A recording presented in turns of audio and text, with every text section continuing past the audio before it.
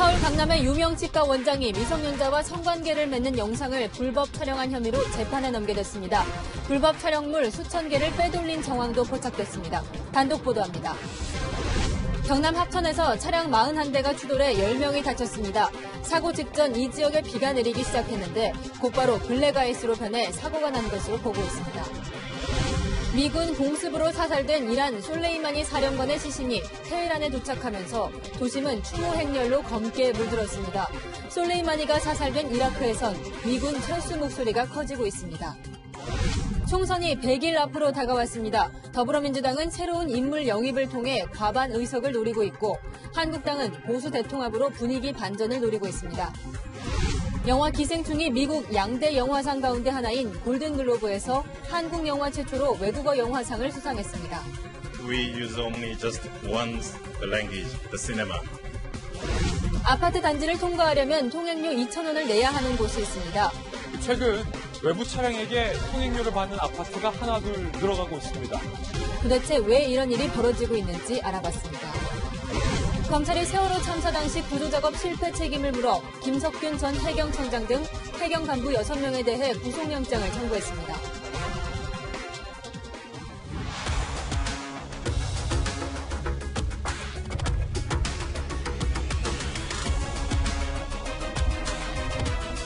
여러분 안녕하십니까. 뉴스A 동정민입니다. 21대 총선 D-100 총성이 울렸습니다. 여야 성패의 기준은 과반 의석입니다. 안정적인 국정 운영을 위해 과반 의석을 넘기겠다는 여당과 정권 견제를 위해 여당의 과반 의석만은 막겠다는 야당. 더불어민주당은 인재 영입으로, 자유한국당은 보수 대통합으로 총선 필승을 다짐했습니다. 먼저 이동훈 기자가 보도합니다. 더불어민주당은 인재 영입에 공을 들이고 있습니다.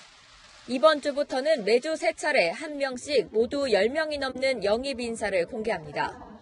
국민들께 희망을 드리는 분들과 전문 영역에서 뛰어난 역량을 가진 인재들을 영입하고 있고 운동권과 호남에 치우쳐 있는 당 인적 구성에 변화를 줘 외연을 넓히겠다는 겁니다. 자유한국당은 통합추진위원회를 만들어 보수 통합에 다걸기를 합니다. 통합이 없이는 절대 이길 수 없다는 사실을 기억해야 합니다. 이 나라를 망치려는 사람들은 통합을 두려워합니다. 황 대표는 앞서 유승민 의원에게 통합추진위 구성을 제안했고 오늘은 새로운 보수당 창당 축하난을 뒤늦게 보냈습니다. 먼저 무소속 이현주, 이정현 의원에게 손을 내밀었습니다. 각 당 전략과 함께 총선 3대 변수도 승패에 영향을 미칠 것으로 보입니다. 우선 각 당의 현역 의원 물갈입니다. 18대, 19대, 그리고 20대 총선 결과를 보면 현역 의원 교체 비율이 높은 정당이 승리했습니다. 이번 총선에서 각 당의 현역 의원 교체 비율을 주목해야 하는 이유입니다. 새해를 맞이해서 국민들을 위해서 정말 힘써줄 수 있는 새로운 후보가 나타난다면 뽑을 것 같습니다. 선거 연령이 낮아지면서 50여만 명의 만 18세 고등학생 유권자들의 표심이 어디로 향할지도 관건입니다. 청년들을 위한 정책이 많이 공약으로 내세운 분들을 아마 눈이 많이 갈 것 같아요. 처음 도입되는 준연동형 비례대표제가 각 당의 최종 의석수를 바꿀 수 있는 만큼 개표 마지막까지 접전이 예상됩니다. 채널A 뉴스 이동훈입니다. 이번엔 총선 민심 현장으로 가보겠습니다. 이낙연, 황교안 두 전현직 총리가 맞붙을 가능성이 큰 정치 1번지 서울 종로, 그 주민들의 민심을 안보겸 기자가 들어봤습니다. 신년 행사에서 마주친 이낙연 총리와 황교안 한국당 대표. 짧은 악수만 나눌 뿐 별다른 대화는 하지 않습니다. 종로 빅매치 가능성이 높아지는 가운데 두 사람은 신중한 반응입니다. 혹시 종로에 출마하실 생각이신가요? 아니, 그에 대해서는 아무튼 대변인 지정 대표이시거나 두 전현직 총리가 맞붙을 가능성이 높은 종로구입니다. 이곳 주민들은 두 사람을 어떻게 생각하고 있을지 민심을 직접 들어보겠습니다. 삼청동 총리공간 옆에서 가게를 운영하는 주민은 두 사람을 이렇게 기억했습니다. 이낙연 총리님 같이 이렇게 친절하게 해준 분은 처음으로 봤어. 황교안이도 보고 다 봤지. 그런 분도 다 점잖고 다 좋으셔. 지역 유권자들의 평가도 달랐습니다. 말도 없고 점잖했어. 이제 눈 깎고 막 이러질 않잖아.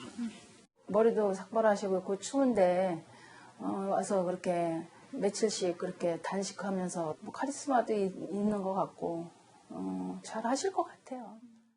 거물급 인사들이 대권 발판 정도로 종로를 거쳐간다는 반감도 드러냅니다. 그전에 이 지역에 국회의원이 당선된 사람은 한 사람밖에 없어요. 그러니까 관심이 없다는 거예요, 토막이들은. 정책 경쟁을 해달라는 요구도 있습니다. 요즘 저희 동네에서 집회를 많이 하다 보니까 특히 또 서민들이나 일반인들을 좀 배려하는 정치 좀 아시고 20대 총선에서도 정세균, 오세훈 후보 간 빅매치가 치러진 종로. 지난 총선 이후 새로 들어선 2,500여 세대 규모의 아파트 단지 표심이 변수가 될 거란 관측도 나옵니다. 채널A 뉴스 안보겸입니다. 채널A 단독 취재 내용으로 이어가겠습니다. 소지하기만 해도 징역형을 받을 수 있는 아동 청소년 음란물. 여러 명의 청소년과 성관계하는 영상을 불법 촬영한 치과 의사가 적발됐습니다. 지금도 치과 홈페이지에 100명이 넘는 스타 사진이 나올 정도로 유명한 의사인데 연예인 시켜주겠다고 청소년을 유인하기도 했습니다. 먼저 김단비 기자입니다. 서울 강남의 유명 치과 병원입니다. 입구엔 이곳에서 시술을 받았다는 연예인 사진들이 빼곡히 걸려 있습니다. 유명 영화배우부터 아이돌 가수까지. 이 병원 A 원장으로부터 라미네이트 시술을 받았다고 홍보하고 있습니다. 그런데 이 원장이 미성년자와의 성관계 장면을 불법 촬영한 혐의로 최근 재판에 넘겨졌습니다. 원장님 오늘 퇴근하셨어요?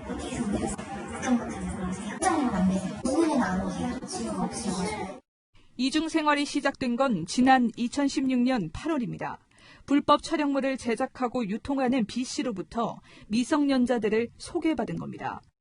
검찰 수사 결과 A 원장은 연예인을 시켜주겠다고 유인해 10대 3명과 성관계를 맺고 그 장면도 촬영한 걸로 드러났습니다. 검찰은 A 원장이 B씨로부터 불법 촬영물 수천 개를 구입한 사실도 포착했습니다.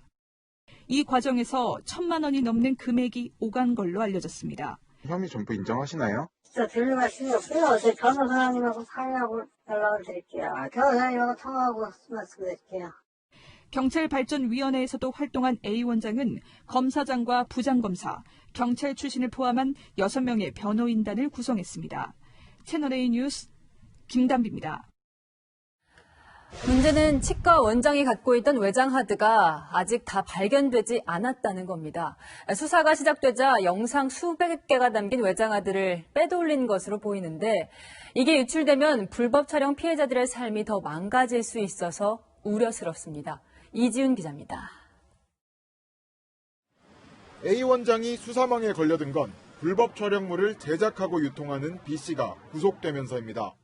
B씨가 촬영해 보관 중이던 불법 촬영물 원본이 A 원장에게 흘러들어간 정황이 포착된 겁니다. B씨는 2심까지 진행된 재판에서 징역 9년을 선고받았는데 6,000개가 넘는 불법 촬영물을 외장 하드디스크 4개에 나누어 소지하고 있었습니다. 그런데 이 외장 하드의 행방이 묘연합니다. A 원장이 동생의 지인을 통해 외장 하드를 숨긴 걸로 검찰은 의심하고 있습니다. 검찰은 A 원장과 A 원장의 동생, 그리고 외장 하드를 숨긴 걸로 추정되는 제3의 인물을 함께 재판에 넘겼습니다. 하지만 피해자들의 영상과 사진이 담긴 주요 증거가 사라지면서 추가 피해로 이어질 수 있다는 우려가 나옵니다. 피해자분들에게는 유포라는 것이 다시 되돌이킬 수 없는 커다란 성폭력 범죄로 다가오기 때문에 앞으로의 위험이 남아있는 그런 사건이 되어버립니다. A 원장은 재판을 앞두고 건강상의 문제를 호소했습니다. 제가 지금 저 병원 갔다 와서 지금 입원해야 될지는 몰라요. 지금 정신이 하나도 없어요. 지금 수술 앞두고 있어가지고요. A 원장의 건강 문제가 재판에 어떤 영향을 줄지도 관심입니다. 채널A 뉴스 이지훈입니다. 비가 내리던 오늘 새벽 경남 합천에서 차량 41대가 잇따라 부딪혔습니다. 속도를 줄였는데도 블랙아이스 현상 때문에 미끄러진 것으로 보입니다. 배유미 기자입니다.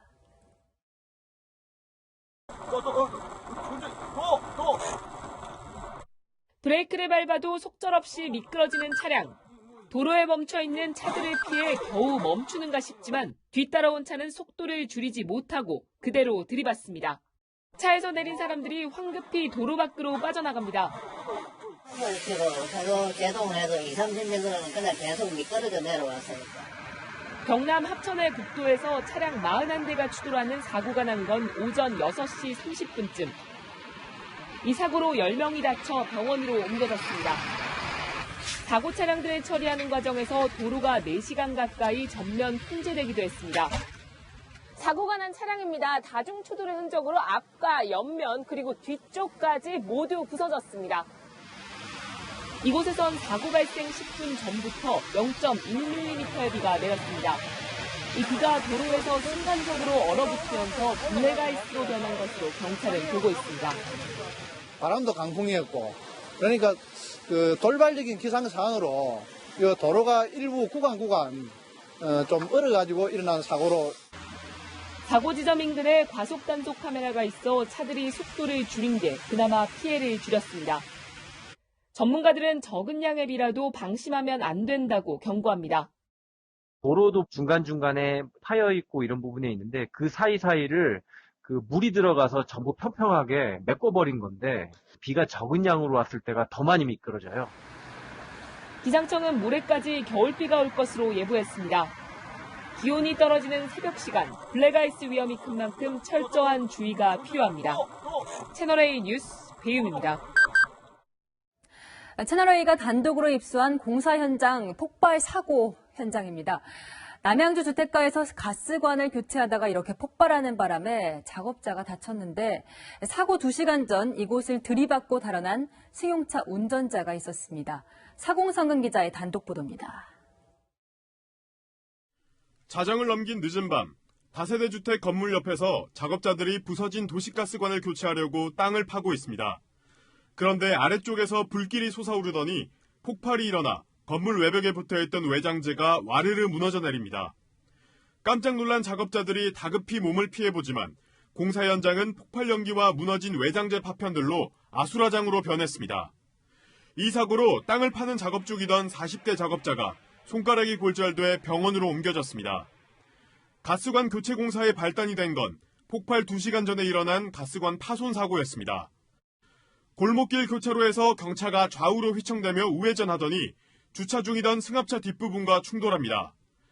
사고 뒤에도 멈추지 않고 방향을 튼 차량은 그대로 주택 건물 외벽과 도시가스관을 들이받습니다. 옆에 지켜보는 사람이 있지만 비상등을 깜빡이며 골목길을 내달려 사라져버립니다. 차량 경보 소리가 놀래가지고 나왔죠. 차를 벌써 이동을 해서 보이지 않더라고요. 근데 보니까 냄새가 굉장히 많이 났어요. 사고 당시 차량이 가한 충격으로 가스관이 부서졌고 새어나온 액화천연가스, LNG가 건물 외벽과 외장재 사이 틈새로 스며든 겁니다. 결국 가스관 복구 공사 중 생긴 불꽃과 만나 폭발한 걸로 추정됩니다. 도시가스관을 들이받은 사고를 낸 운전자는 종적을 감췄습니다. 가스 폭발 현장에서 200m 정도 떨어진 도로에서 발견된 사고 승용차입니다. 운전자는 사고 직후 차량을 이곳에 버려둔 뒤 달아났는데요.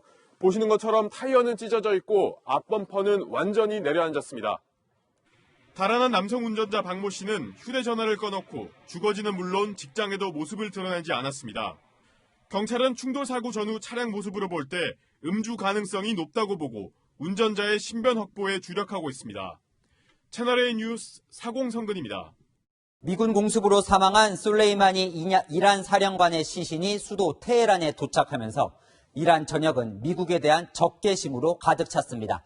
미군 기지 타격을 공언했고 미국과 친한 이스라엘을 가루로 만들겠다고 경고했습니다. 먼저 박수유 기자입니다. 테헤란 도심이 검은 옷을 입은 사람들로 가득 찼습니다. 시신이 되어 돌아온 솔레이마니를 추모하는 인파가 모인 겁니다.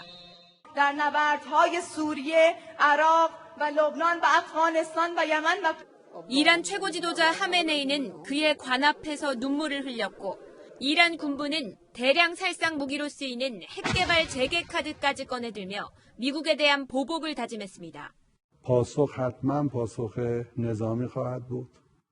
전 혁명수비대장 출신 정치인은 이란의 군사 대응에 미국이 반격하면 미국의 우방인 이스라엘은 가루가 될 것이라고도 협박했습니다. 이란 국영방송사는 트럼프 대통령 제거용 현상금을 모으자는 운동까지 시작했습니다. 솔레이마니가 사살된 장소이자 미군이 드론을 띄운 이라크에서는 미군 철수 목소리가 거세지고 있습니다. أمريكا تريد تنهي الحشد بس الحشد راح يكون شوكة بعين أمريكا. 의회는 5,200명인 미군을 철수시키자는 결의안을 통과시켰습니다. تمت الموافقة على القرار. 케냐에서는 미국 대테러 부대가 쓰는 기지가 이슬람 세력의 공격을 받아 미군 병사 1명을 비롯해 3명이 숨지는 등 미국을 겨냥한 공격이 이어지고 있습니다. 채널A 뉴스 박수유입니다. 이런 긴박한 중동 상황이 남의 일만은 아닙니다. 이란과 이라크 등 중동에 체류 중인 우리 교민 보호를 위해 정부는 호르무즈 해협에 청해 부대를 급파하는 방안을 검토하고 있습니다. 이어서 유주은 기자입니다. 미국과 이란의 갈등 속에 현재 이란에는 우리 국민 290여 명, 이라크에는 1,600여 명이 체류 중입니다. 주변국인 이스라엘과 레바논에도 모두 850여 명이 머물고 있습니다. 청와대는 국가안전보장회의 NSC 상임위를 열었고 정부는 관계부처 합동회의를 열어 현재 상황을 점검했습니다. 우리 선박과 국민 보호에 기여하기 위한 다양한 방안을 검토 중입니다. 해당 지역에 국민 철수나 소개령은 내리지 않기로 했지만 긴급 상황 발생 시 청해부대를 급파하는 방안이 검토되고 있습니다. 현재 강감천함이 무장한 채 인근 해협에 대기 중이고 교대할 왕관함도 같은 수준의 무장을 하고 있습니다. 교민 철수 작전 때 발생할지 모를 무력 충돌에 충분히 대응할 수준이란 게 군의 설명입니다. 우리 함정에는 사거리 1,500km 현무3 순항 미사일을 비롯해 국산 대한미사일 해성, 대자멀의 홍상어 등이 탑재되어 있습니다. 또 160km 범위 안에서 적 항공기와 미사일을 요격할 수 있는 SM-2 같은 방어무기도 있습니다. 특히 기뢰 위협에 대비해 수중 탐지 기능을 대폭 강화하는 등 호르무즈 맞춤 무장을 한 것으로 알려졌습니다. 채널A 뉴스 유주은입니다. 지난주 검찰은 패스트트랙 충돌에 참여했던 자유한국당 의원 23명을 무더기로 기소했지요. 그중에서 약식 기소된 장제원, 홍철호 두 의원에게 벌금형 500만 원을 청구했습니다. 확정이 되면 의원직을 잃게 되는 벌금액이라 정식 재판이 열릴 가능성이 높아졌습니다. 우현기 기자입니다. 국회법 위반 등의 혐의로 검찰이 기소한 자유한국당 현역 의원은 모두 23명. 이 가운데 9명은 벌금형으로 약식 기소했습니다. 회의 방해 범행에 관여한 경우 약식명령 청구하였습니다. 그런데 이들 9명 중 장제원, 홍철호 의원에게는 검찰이 벌금 500만 원형을 청구했습니다. 약식 기소된 다른 의원들이 100만 원에서 300만 원 사이의 벌금형이 청구된 것과 달리 확정 시 의원직과 피선거권을 잃는 액수의 벌금이 청구되자 두 의원은 즉각 반발했습니다. 장 의원은 당 방침에 따라 검찰에 출석 못해 방어권 행사도 못했다며 벌금액이 사실이면 정식 재판을 청구하겠다고 밝혔습니다. 홍 의원도 법원이 약식 재판을 받아들일지 지켜보고 정식 재판 청구 여부를 검토하겠다는 입장입니다. 법원도 의원직 상실형을 검찰 제출 서류만으로 결정하는 약식 재판이 부담스럽긴 마찬가지입니다. 법원 관계자는 국회 회의방해 혐의 관련 첫 사건이라 정식 재판에서 검찰과 의원 양측 입장을 들어볼 필요가 있다는 의견이 있다고 말했습니다. 사안의 중대성에 비추어서 검찰 단계에서 사실상 약식 기소로 끝내는 게 좀 너무한 거 아니냐. 법원이 정식 재판을 열기로 하면 1심 결과는 오는 4월 총선거 이후에나 나올 가능성이 높다는 관측입니다. 채널A 뉴스 우현기입니다.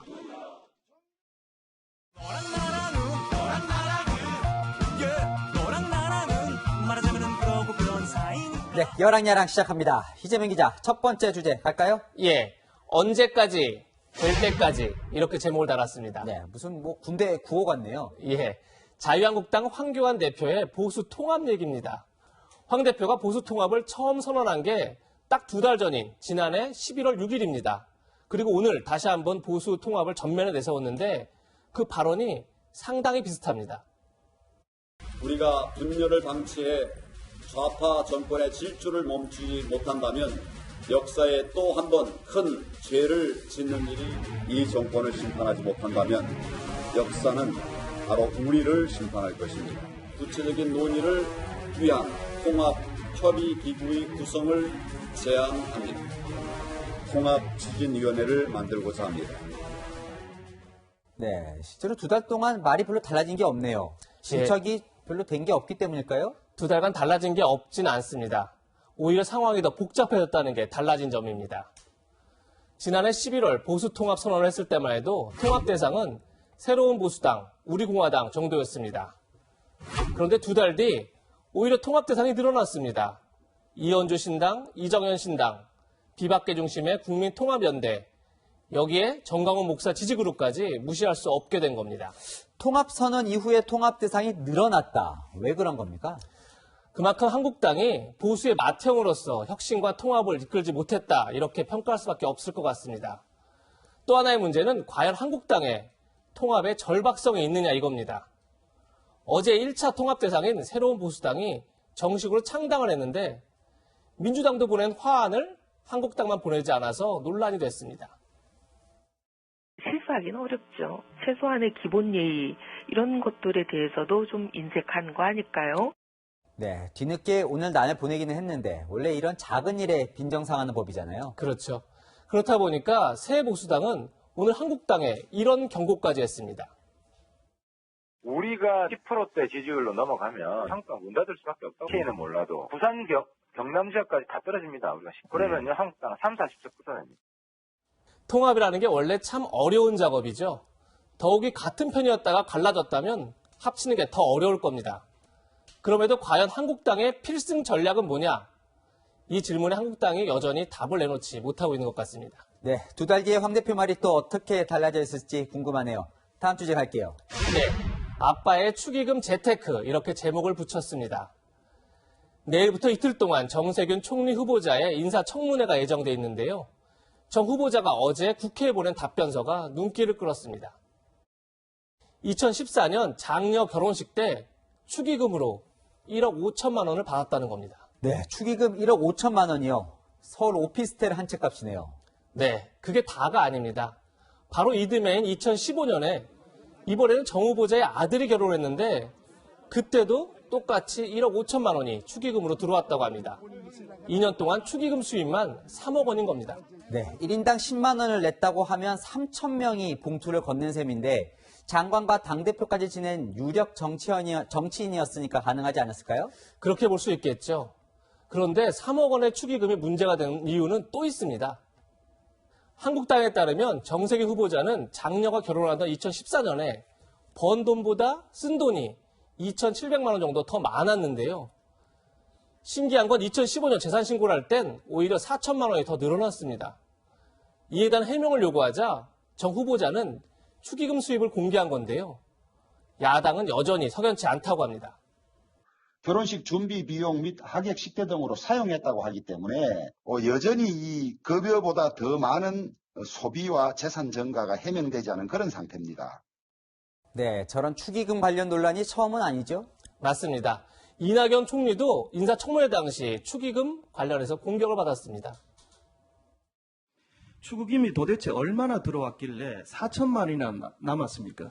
결혼식 비용을 사돈내가 되셨습니다. 아, 그래요? 참 부끄럽습니다만 그 당시에 제가 지사 선거 중이어서 몹시 쪼들리던 시기였습니다. 네, 그런데 국회의원이나 장관이 청첩장을 실제로 주면 축의금을 안 내기가 어렵지 않을까요? 네, 일반 입장에선 청구서로 느낄 것 같습니다. 오늘의 한마디는 노래로 대신하겠습니다.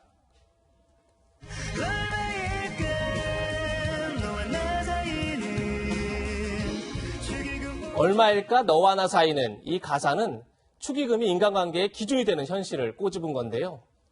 사회적으로 영향력이 큰 인사들에게 건네는 축의금 봉투에는 단순한 친분 표시 이상의 의미가 담겨 있겠죠. 그만큼 더 철저한 자기관리가 필요해 보입니다. 네, 지금까지 여랑야랑이었습니다. 한진그룹 3세가 경영권 승계 문제로 시끄럽죠. 그런데 고 조양호 회장을 비롯한 한진그룹 2세들의 상속 문제도 아직 다 해결되지 않았습니다. 스위스 비밀계좌 등에 있던 아버지 재산이 문제입니다. 김남준 기자입니다. 지난 2018년 4월 국세청은 한진그룹 2세들에게 852억 원의 추가 상속세를 부과하며 상속세를 내지 않은 혐의로 고 조양호 회장을 검찰에 고발했습니다. 2002년 세상을 떠난 창업주 고 조중훈 회장의 신고되지 않은 프랑스 부동산과 스위스 비밀계좌를 뒤늦게 발견했기 때문입니다. 조세포탈 등 모든 혐의 부인하신 입장이신가요? 상세히 조사해냈습니다. 당시 한진일가는 상속세를 5년간 나눠 납부하겠다며 1차분 192억 원을 실제로 납부했습니다. 하지만 2달 뒤 입장을 바꿔 상속세를 낼 수 없다며 조세심판원에 심판을 청구한 것으로 확인됐습니다.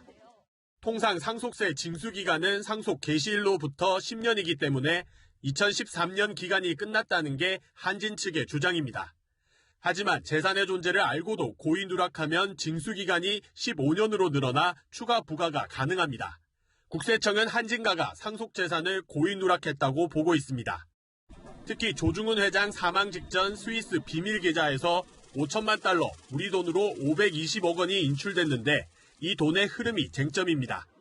한진가는 돈이 어디로 갔는지 모른다고 주장합니다. 하지만 국세청은 이 돈이 한진가로 흘러갔을 가능성에 주목하고 있습니다. 100억대 돈이 인출이 됐는데 이 정도 규모의 돈을 가족들이 그것을 모르지 않았을 것이라는 것이 국세청의 판단인 거고요. 조세심판원의 판단에 따라 국세청은 세금 산정을 다시 할 수 있습니다. 채널A 뉴스 김남준입니다. 요즘 아파트값이 계속 오르는 목동 주민들과 부동산 중개업소 사이가 나빠지고 있습니다. 같은 아파트인데 주민들과 부동산이 생각하는 가격이 다른 게 문제입니다. 어떤 사정인지 박정석 기자가 알아봤습니다. 아파트 가격을 낮추지 말라는 빨간 글씨가 곳곳에 선명합니다. 재건축을 추진 중인 목동의 아파트 단지 주민들이 내건 현수막입니다. 주민들은 최근 재건축 기대감으로 아파트 가격이 오르는데도 일부 부동산 중개업소가 수수료를 챙기기 위해 가격을 낮춰 허위 매물을 올린다고 주장합니다. 부동산에서 내 생각에 가격을 좀 조정하는 것도 있는 것 같아요. 내가 보기에. 그 가격을 누가 정하겠어요? 당연하게 억울하죠. 중개업자들은 정반대의 반응입니다. 이거는 머리가 지금 지갑을 빨리 올리고 싶어서 그런데 소리를 맡겨야지. 또 일부 주민이 시세보다 높은 가격으로 매물을 내놓기도 한다며 영업방해라고 반박합니다. 전문가들은 부동산 가격이 갑자기 오를 때 일어나는 현상이라고 진단합니다. 갑작스럽게 너무 부동산 가격이 오르니까 가격이 높아지면 거래가 안 되잖아요. 그럼 중개업소는 먹고 살기 어렵잖아요. 소유자들은 더 많이 받으려고 하는 거고. 이곳 양천구는 최근 아파트 매매 가격이 0.59% 올라 서울 자치구 가운데 가장 높은 상승률을 보였습니다. 양천구는 허위 매물 실태를 조사하겠다고 밝혔지만 처벌 권한이 없어 주민과 중개업소의 갈등은 지속될 전망입니다. 채널A 뉴스 박정서입니다. 세월호 참사를 전면 재수사하는 특별수사단이 김석균 전 해양경찰청장 등 당시 지휘부에 대해 구속영장을 청구했습니다. 해경 수뇌부에 대해서는 처음입니다. 권솔 기자입니다. 세월호 특별수사단은 이번 구속영장 청구 배경으로 구조 실패 책임을 들었습니다. 첫 번째 혐의로 업무상 과실치사상 혐의를 적은 이유입니다. 세월호 참사 보고를 받고도 승객 퇴선 유도 지휘 등 구조에 필요한 주의 의무를 다하지 않았다는 겁니다. 당시 김석균 해양경찰청장, 김수현 서해지방해양경찰청장, 김문홍 목포해양경찰서장 등 해경 수뇌부와 실무자 6명에게 중대한 책임이 있다는 게 검찰의 판단입니다. 지금껏 처벌받은 유일한 해경 지휘라인이었던 해경 123 정장이 징역 3년형을 선고받은 것보다 더 큰 책임을 물어야 한다는 겁니다. 검찰은 당시 해경지휘부가 초동 조치에 실패하고도 이를 숨기려고 각종 보고 문건을 허위로 작성했다며 허위 공문서 작성 혐의도 적용했습니다. 검찰이 확보한 해경 문건에는 참사 당시 퇴선 명령을 하지 않고도 퇴선 명령이 있었다고 허위 기재된 걸로 알려졌습니다. 반면 김석균 전 해경청장은 채널A 취재진에게 다시 한번 머리 숙여 사과드린다면서도 당시 배가 급격히 기울어 시간적, 물리적 여건상 불가항력적이었다고 밝혔습니다. 채널A 뉴스 권솔입니다. 서울 신림동에 올해부터 그냥 지나가는 차량엔 통행료를 받는 아파트 단지가 있습니다. 외부 차량이 많아지자 화가 난 아파트 주민들이 결정한 건데요. 너무 야박하다는 외부인들 반발부터 다 망하게 생겼다는 단지 내 상인들까지 주변이 난리가 났습니다. 김진희 간다 시작합니다.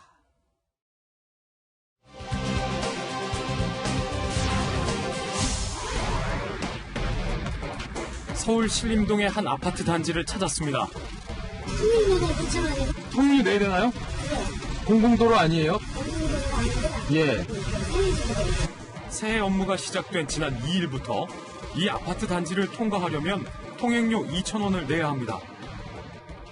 아파트 단지 안에 있는 길을 지날 뿐인데 통행료를 내야 한다. 여러분 어떻게 생각하십니까? 최근 외부 차량에게 통행료를 받는 아파트가 하나둘 늘어가고 있습니다. 대체 통행료를 받는 이유가 무엇인지 주민들을 만나 이야기 들어보겠습니다. 아파트 단지와 주택가 사이로 난 2차선 도로. 통행료 징수 소식에 첫날부터 실랑이가 이어졌습니다.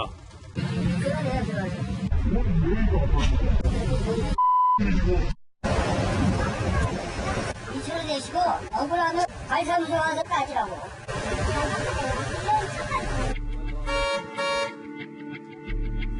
사실 이 도로는 운전자들에게 지름길로 통하는 곳입니다. 심지어 마을버스도 다니고 있는데요. 아파트 정문에서 후문까지 단지 안 정거장이 4개나 있습니다. 이 아파트 단지의 후문 쪽에는 주택가가 있고 정문 쪽에는 상습 정체 구간인 2차선 도로가 나 있는데요.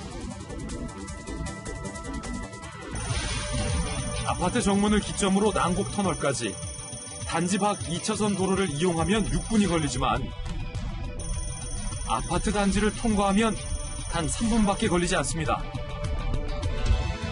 1분 1초가 아쉬운 출퇴근 시간에는 더 큰 차이가 나다 보니 단지 안쪽 약 400m 도로는 항상 차들로 붐빕니다.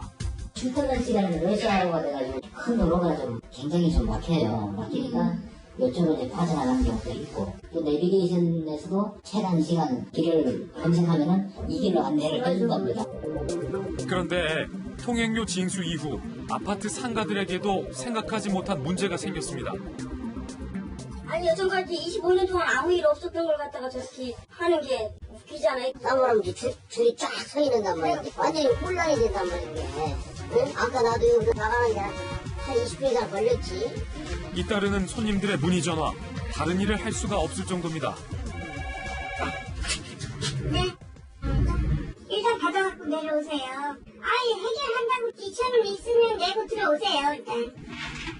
비해서 저런 거예요. 2,000원을 내줘야죠, 그리고. 상인들은 울며 겨자 먹기로 손님들의 통행료 2,000원을 대신 내주고 있습니다. 여기서 다시 받으시는 거세요? 2,000원 받았지. 제가 우리는 올 수가 없지. 아파트 주민들은 지난해 말 3차례 입주자 회의를 거쳐 통행료를 받기로 했습니다. 그렇다면 왜 이런 결정을 내렸을까? 아파트 단지를 지나는 차량은 하루 2,700대가량.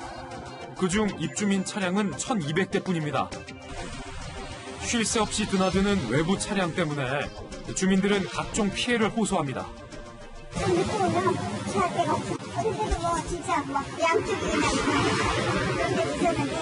목이 아파. 차가 너무 많이 지나가니까 여름에는 문을 못 열어놔. 외양 때문에. 민원이 꾸준히 제기되고 있지만 구청도 개입하지 못하고 있습니다. 사유지다 보니 법적 근거가 없기 때문입니다. 지금은 통제의 어떤 범위도 좀 벗어나 있는 것 같고 시행하고나서 조금 피를 좀 보고 나서 중재를 하든지. 소음과 매연, 주차난을 호소하는 입주민들, 그리고 멀쩡한 도로를 다니는데 왜 돈을 내야 하냐는 외부 이용자들.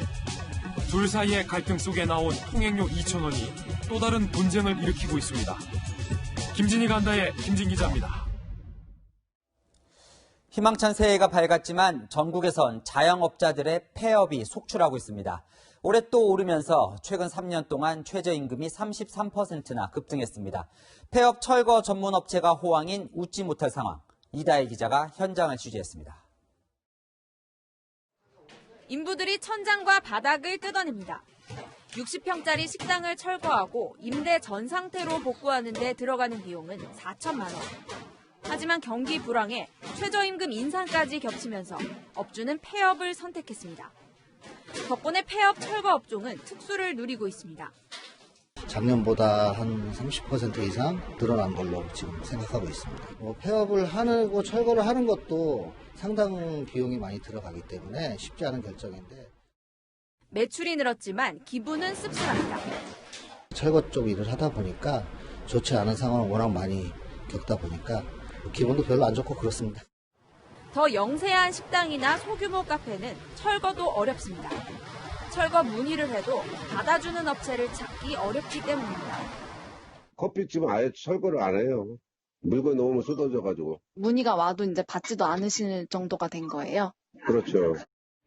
실제로 카페를 인수하려는 사람도 찾기 어렵습니다. 1년이 돼가는데 내놓은 지가 정확히 두 명이 오셨어요. 전혀 문의가 없길래 한 40%를 다운해서 그렇게 내놨음에도 문의가 없습니다. 올해 법정 최저임금은 8,590원으로 주휴수당을 포함하면 1,020원입니다. 문재인 정부가 출범한 지 3년 만에 33% 가까이 오른 겁니다. 지난 2018년 폐업한 외식업체의 경우 전체 영업비용 중 인건비가 차지하는 비중이 41%를 넘었습니다. 올해도 경기 전망이 좋지 않아 자영업 불황과 철거업 호황은 한동안 지속될 전망입니다. 채널A 뉴스 이다혜입니다. 폐업으로 일자리가 줄어들면서 편의점엔 아르바이트생들이 몰리고 있습니다. 하지만 생존의 위기에 몰린 자영업자들은 인건비가 싼 외국인을 쓰면서 그마저도 임금을 불법으로 후려치고 있습니다. 그 실태를 김철웅 기자가 취재했습니다. 최근 채용 공고를 낸 경기도의 한 편의점엔 100명 이상이 몰렸습니다. 식당도 사람을 안 뽑고 그러니까 좀 몰리는 게 이제 편의점. 외국인 그러니까 베트남, 중국 동포 이런 쪽에서 연락이 많이 와요. 최저임금이 오르면서 편의점 월급이 3D 업종 돈벌이와 큰 차이가 없어진 것도 외국인이 몰리는 이유입니다. 실제로 편의점에서 야간 근무를 하면 각종 수당을 포함해 월 200만 원 넘게 받을 수 있습니다. 외국인 노동자 하면 이제 공장이나 좀 생산직 그런 거를 많이 하시잖아요. 근데 요즘에는 외국 분들도 이제 힘든 노동보다는 편한 이제 편의점 일을 시작하면서 일자리를 구하는 것 같아요. 하지만 현장에서 만난 외국인 중에서 최저임금도 못 받는 경우가 많았습니다.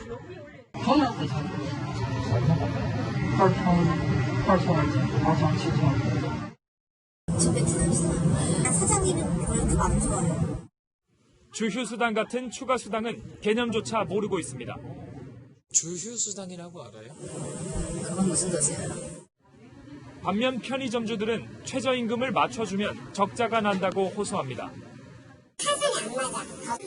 중고 학생을 써야 돼. 7,000원 주고 초보 아니면은 7,500원 주고. 외국에 그런 말을 너무 또 답답해요. 우리가 벅상을 쳐. 그러면서도 임금이 적어야지 살지. 외국인은 고용당국에 신고할 가능성이 낮다며 위법인 걸 자인하기도 합니다. 솔직히 외국인이 더 나아요. 점주 입장에서는 사각지대도 있고 이래가지고 리스크가 적어요. 한국인도 쓰는 거 진짜 피봐요. 최저임금 급등이 외국인 불법 고용이라는 또 다른 부작용을 낳고 있습니다. 채널A 뉴스 김철웅입니다.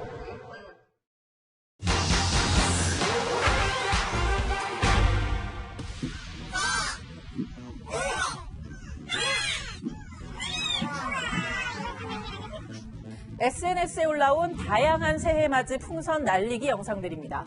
이를 두고 배우 윤세아 씨는 위험한 행사라고 지적했고 동물보호단체도 동물 학대라며 풍선 전량 회수를 주장했는데요. 흩뿌려진 풍선 조각들이 야생동물을 죽음에 이르게 할 수 있다는 건데 맞는 얘기인지 따져보겠습니다. 지난 1일 제주 한덕리 마을에서는 새해 첫 일출을 보며 1000개의 풍선을 날려보내는 행사가 기획됐습니다. 수험비는 풍선에다가 선을 들어가지고 원래 보내는 것도 관광객들한테는 그런 이벤트 하나거든요. 이 행사로 예년보다 많은 1,500여 명의 관광객들이 모였다고는 하는데 해양 환경에 끼치는 악영향 역시 적지 않다는 게 문제입니다. 지난 3월 호주 한 대학의 연구진은 풍선이 바다새에게는 가장 위험한 해양장애라고 발표했는데요. 딱딱한 플라스틱보다 부드러운 풍선이 오히려 바다새를 죽게 할 가능성이 32배 더 높고 풍선 조각을 먹은 바다새 5마리 중 1마리는 죽었다는 겁니다. 모르겠든 그걸 갖다 이제 먹잇감으로 착각을 할 수가 있어요. 이게 소화가 안 되기 때문에 그 위에서 큰 지장을 초래하는 거죠. 바다새뿐만 아니라 바다 거북이나 다른 동물들도 풍선을 입에 물고 괴로워하거나 끈에 묶여있는 장면이 드물지 않게 포착되는데요. 그런데도 국내에선 올 들어 벌써 70개가 넘는 풍선 날리기 행사가 열렸습니다. 내년에는 풍선을 아예 안 날릴 수 있도록 그걸 해서 지도를 해야 될 것 같습니다. 예. 행사를 자제하도록 하는 쪽으로. 미국과 영국, 네덜란드 등에서도 아예 생태계에 큰 지장을 초래할 수 있다는 이유로 풍선 날리기 행사를 금지하고 있는 만큼 국내에서도 고민이 필요한 시점입니다. 이상 팩트맨이었습니다. 영화 기생충이 또 신기록을 세웠습니다. 미국의 양대 영화상 중 하나인 골든글로브에서 외국어 영화상을 수상했습니다. 한국 영화 역사 100년 사상 처음이고 아카데미로 가는 관문이라는 기대도 큽니다. 안건우 기자입니다. 우리 시간으로 오늘 오전 미국 로스앤젤레스에서 열린 골든글로브 시상식. 외국어 영화상의 주인공은 기생충이었습니다. 우리 영화가 골든글로브 후보에 오른 데 이어 트로피까지 거머쥔 건 이번이 처음입니다. 1인치 정도 되는 그 장벽을 뛰어넘으면 여러분들이 훨씬 더 많은 영화를 즐길 수 있습니다. We use only just one language, the cinema. 기대를 모았던 감독상과 각본상 수상은 불발됐지만 현지 반응은 뜨거웠습니다. 뉴욕타임스는 봉준호 감독이 최우수 감독상이라며 추켜 세웠고 LA타임스도 기생충이 골든글로브의 역사를 새로 썼다고 호평했습니다. 골든글로브 나무조연상을 받은 브래드 피트는 배우 송강호를 만나 기생충의 팬이라며 반갑게 악수했고 리오나르도 디키프리오 등 많은 할리우드 관계자들도 영화에 뜨거운 관심을 보였습니다. 이제 시선은 다음 달 열리는 아카데미 시상식에 쏠립니다. 미국에선 이번 수상으로 기생충이 오스카상 수상에 한 발 더 가까워졌다는 분석이 나옵니다. 콧대높고 배타적인 미국 영화 안에서 그 봉준호 감독이 갖고 있는 영화적 보편화가 인정을 받고 인지도를 높였다는 점에서 의미가 있다고 할 수 있겠습니다. 기대해볼 만하지 않을까라는 생각이 듭니다. 칸 영화제 황금종려상부터 골든글로브 외국어 영화상까지 50개 가까운 트로피를 해외 영화제에서 거머쥔 영화 기생충. 또 어떤 기록을 써내려갈지 주목됩니다. 채널A 뉴스 안건우입니다. 청와대의 울산시장 선거 개입 수사 속보입니다. 검찰이 송철호 울산시장 캠프가 공약 베끼기를 한 정황을 포착했습니다. 송철호 시장이 내걸었던 공약이 울산시청에서 빼냈던 문건의 내용과 겹친다는 겁니다. 백승호 기자가 단독 취재했습니다. 송철호 울산시장의 지난 2018년 6.13 지방선거 당시 공약서입니다. 경전철 도입과 소상공인을 위한 공동물류 구축, 크루즈 관광 활성화 등이 최우선 과제로 적혀 있습니다. 그런데 검찰은 송 시장의 측근인 송병기 울산시 경제부시장이 울산시에서 도시철도 사업, 농수산물시장 이전, 크루즈 관광 개발 정책 문서를 빼낸 정황을 포착했습니다. 검찰은 송 시장의 공약이 울산시 비공개 문서를 근거로 만들어진 것으로 보고 수사 중입니다. 그 사업들은 역점 사업으로 제가 추진했고요. 크루즈 사업의 경우에는 추진이 어렵겠다고 생각해서 뺐던 그런 현안이었습니다. 채널A 취재에 따르면 송 부시장은 울산시 비공개 문서를 확보한 뒤 업무 수첩에 문서 입수라고 적은 것으로 전해졌습니다. 송 부시장은 검찰 조사에서 퇴직 후 다니던 회사 영업용으로 울산시 문서를 구했다는 취지로 진술한 것으로 알려졌습니다. 송철호 캠프와는 관계가 없다고 선을 그은 겁니다. 검찰은 송 부시장이 울산시 문서를 빼낸 뒤 김 전 시장의 공약을 베낀 것으로 보고 송 부시장에 대한 구속영장을 다시 청구하는 방안을 유력 검토 중입니다. 채널A 뉴스 백승우입니다.